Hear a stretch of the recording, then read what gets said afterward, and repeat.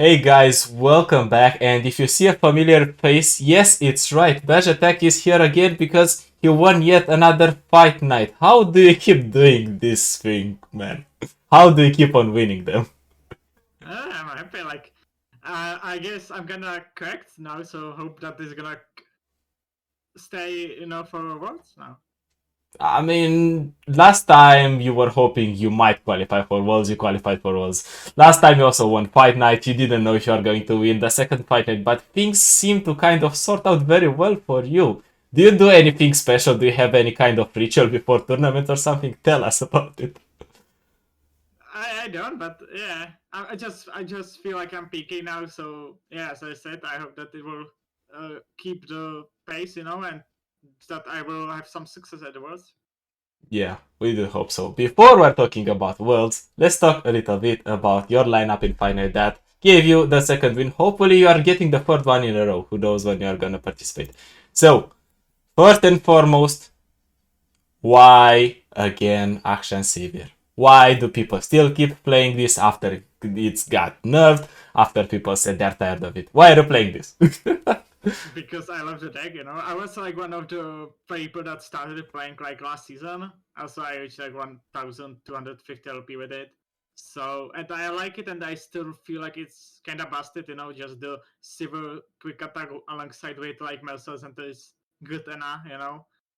And yeah, with new 5 drops, it's still like very good. Yeah, I've been asking people because you are not the first that still kept playing the deck after the nerfs or in the new patch. But what did change for the deck actually in terms of maybe the cards that you're fitting into the deck, in terms of the play pattern? Definitely the deck is kind of slow now, because you don't have like a runner, so you don't have like that. You need kind of often level up your champion to end the game, action receiver, so you can play like absorber. So the deck is now more on like value and leveling your champions and ending the game later with absorber. Yeah. I see that you tried to substitute somehow the Ruin Runner, and I see double switching Dragon and Vacorum Bruiser. What was the reasoning behind putting them in the slot of Ruin Runner? What are they bringing to the table? Screeching Dragon is awesome into Namizoe. It's good into like Demacia decks, so that was the right reasoning. Even though no one played the Zoe Name on this fight night, but yeah, I just feel it's good in this deck. And Rokan Bruiser, I wasn't sure about it. I kind of wanted to test this deck at the fight night, and it went kind of well. So, and Rokan Bruiser was like, I feel like especially in finals, I do more Bruisers than Civil. So yeah, he was kind of carrying the deck in the finals. You're still running Shapestone, but just two off. How does it feel to run a 1 mana +2/+1 at most? Does it feel strong at times as well, or does it feel scuffed? It's like very worse, of course, but you need to play Shipstone with Action. I feel like Action without Shipstone is just bad card. Hmm. Alright, but you gave up on one of the single combats. You are just playing two, and you are playing one of the Cataclysm. How about that idea? I feel like two, but single combat is like usual, but this version cut one like Cataclysm because you don't have that many targets for Cataclysm after the Runana nerf, So hmm yeah, that's just the why I play just one Cataclysm now. I understand. Still same Concerted Strike, still same Golden Aegis, but I think most of the versions are running just one of the Absolver. Why are you running two of them? Do you believe in that overwhelming con with Sivir? As I said, like you need after the 5 mana change, you need a way how to end the game, and yeah, Observer is now the way. hmm Like, tell us a bit about the matchups that you expected to encounter and what did it change after the nerf into those matchups, but you still decided to bring the deck. Yeah, I feel it's good like into Demacia decks. It's good into Little Puppy and these things because you're a little slower than them, so that's usually like good. I feel like it's good into Name of course it can go wrong, because it's Nami, but Sharpsight is very good into like punishing their attacks when they don't have that nut hand, and yeah, I feel like it's also good into Senna, and especially with good ban. A like you of course banning with this, or like at fight not ban, but like overall with this you can play into Sion because Sion is just unplayable matchup. That's why we don't see people climbing with it, because yeah, especially after Nano, it's unplayable. You can win into Sion with this deck. Mm-hmm. Alright, did you expect to encounter some of the Scions, so you still take the... Oh, no Scion at all? Why? I feel like people realize that Sion, even though it's popular on ladder, I feel like in tourney meta is Caitlyn just better, because it's same colors, it's using the same things, but you're just playing more defensively, and you have the same win condition that it's lost soul. Like let's be honest, like Sion isn't the reason why Sion is good. It's just lost soul. So yeah, Mm. it's just lost soul deck, but I think we're gonna talk about it later. Mm-hmm. But you mentioned the Zoe Nami matchup, and I need to ask you because there's a lot of opinions, right? And most of it comes because it's being played on ladder, and you cannot take the stats by heart. So, if you would have to give a percentage for the matchup, like for Sivir Akshan into Zoe Nami, which percentage would that be? Well, you win every game, then you don't turn on me. That's one. But and yeah, like Name on 4 is like 66.8%, so you have Abyss 32, and it's like I feel like it's like 60, 65 maybe. Mhm. 65 is maybe too much, but yeah, I feel like at least 60, but that's still good. Mhm. How do you need to pilot the matchup though in order to make sure that you are winning the game? Because as you said, sometimes they can get away with it. They just get those big sparkle frames and you cannot do anything. Yeah, like in this matchup, of course, it's hard to play, but I feel like you need to keep the aggression going and also keep mana for like if you have Silver on board, keep mana for Cataclysm mana. Even though you don't have it, just keep the mana so you can like threat if they play on Nami or something like this. Mhm. From playing against Zoe Nami, I kind of feel this feeling that if you can force them to spend mana, do it from the earlier turns because then they do not have the Nami levels, right? Yeah, definitely. Oh, right. Let's move forward to the next deck that you mentioned, and it's just Lost Souls. If you're seeing any form of Noxus, it's just Lost Souls at this point, but this time it's Draven Caitlyin. You said this deck is superior, but why do you think playing slower is better in the meta and going for Caitlyn instead of Sion? I don't know. To be honest, I don't like Sion gameplay. I feel like you don't have any that much decision points, especially you just play slum cards and you don't have like you just slumming, you just going face. It's like more aggressive. And I prefer a lot of people prefer just playing the slower, just controlling the bird and making sure that you are on the top, and especially with the lost soul, you are like now you're winning like late games, and you don't turn off the cards that was like driven as your problem in the past. When you just at 8 and at turn 8 you had no cards in hand, just usually like Captain Fern or something like this. So yeah, you have like infinite value, infinite answers. Yeah. Is the matchup table for the deck also better, or does it have some different matchups? If you can tell us about it, in comparison to the Sion version.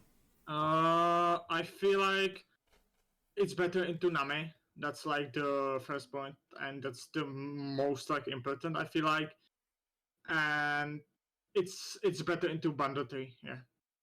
Mhm.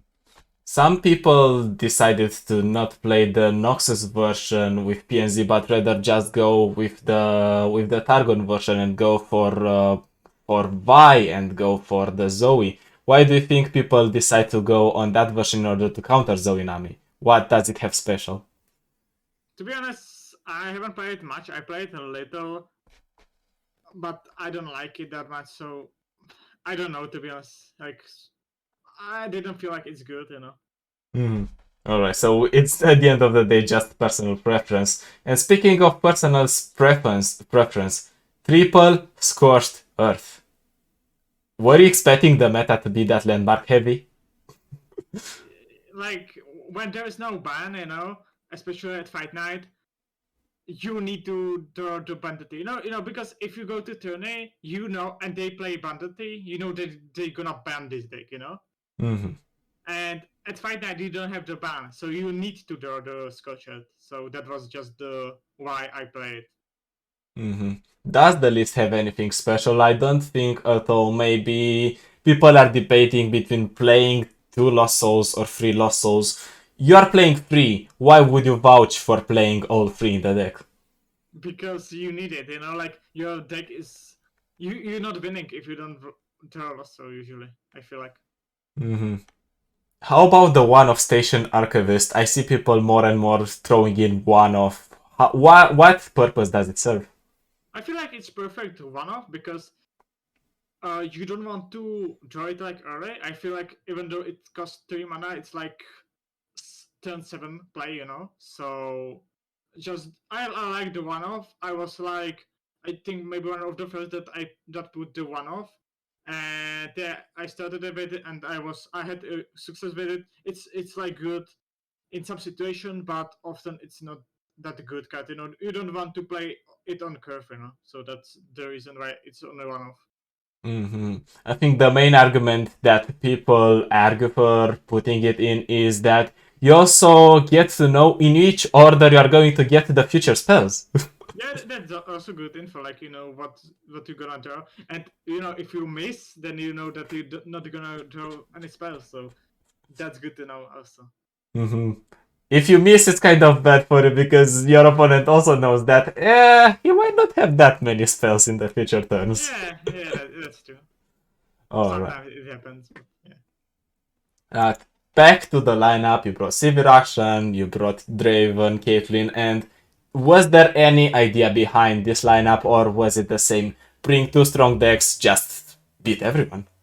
I feel like this combination of deck is good because, especially with the ban, they are so good. And yeah, like it was like more testing because I used to play a different version of Caitlyn, so I wanted to test it, and I didn't play this new 5 mana Akshan. So I wanted just to test it, and these two decks together makes a lot of sense. So Mm-hmm.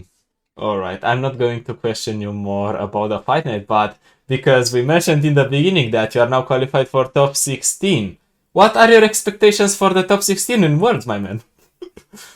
like, yeah, it's gonna be hard, but I'm gonna try my best, and hopefully I can succeed. Yeah. Mm-hmm.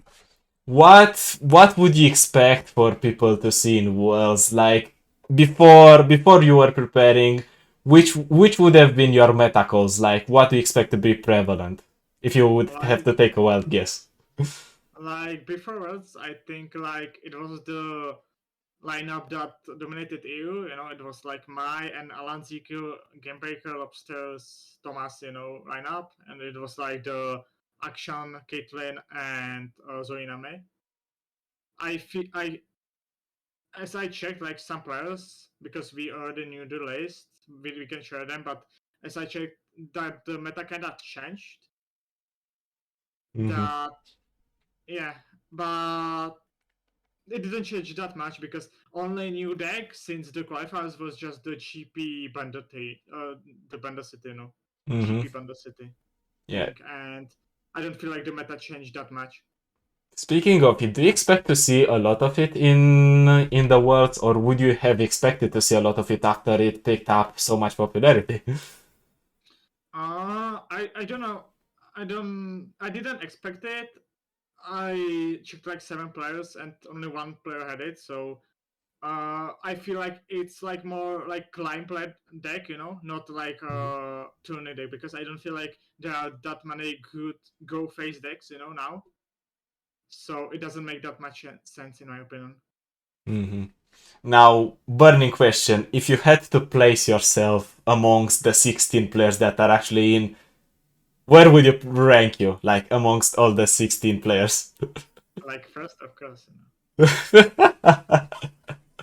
Alright. On a more serious note, would you place yourself first?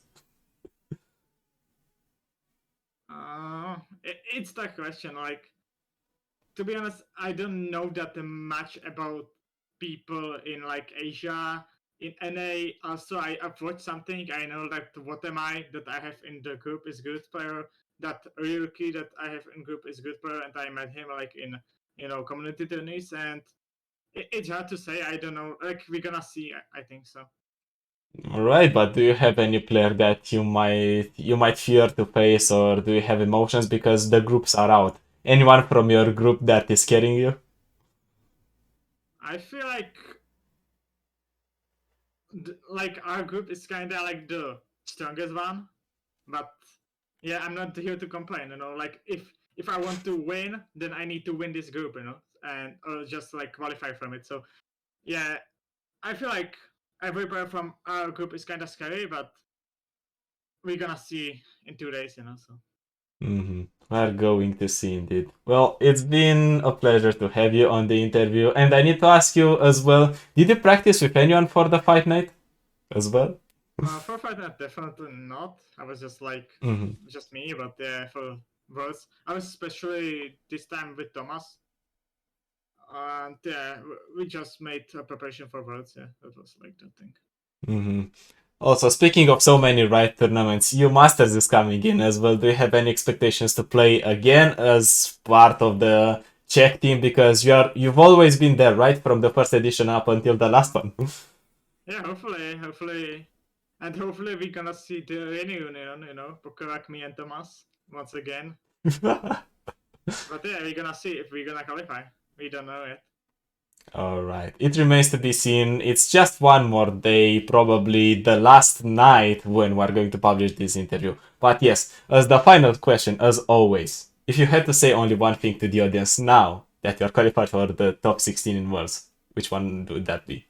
Yeah, thanks for support. I got a lot of from the point I've qualified. So thanks, guys. Alright. Keep supporting BajAtak. Who knows? Maybe he's going to do the triple, he's going to win the fourth final, he's going to win Worlds, and then world domination. Who knows? But thank you guys for watching. See you next time with yet another interview.